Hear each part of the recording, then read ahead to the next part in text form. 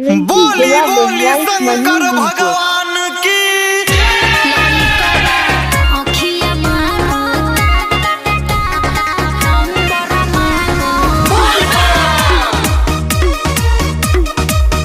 बोला बोला देव के देव महादेव की।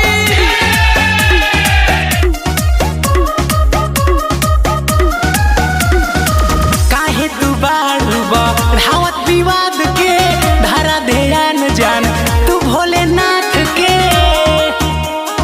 ए जान सुना हो, काहे तू बाड़ूबा रावत विवाद के धरा ध्यान जान तू भोलेनाथ के।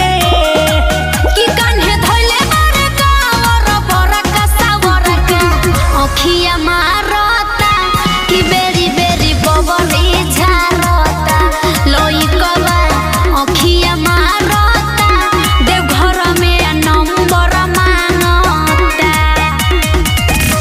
लइकवा अखिया मारता नंबर मांगता। म्यूजिक बाय रिसू जी।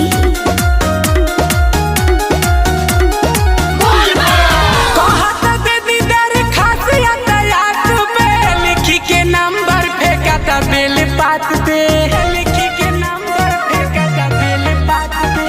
कहत दे दीदार खासियत याद पे लिखी के नंबर फेंकता बेल पात पे।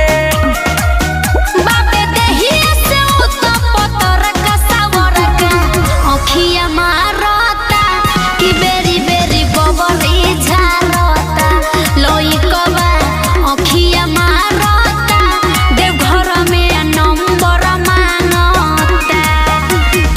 समृद्धि रिकॉर्डिंग स्टूडियो दिल्ली।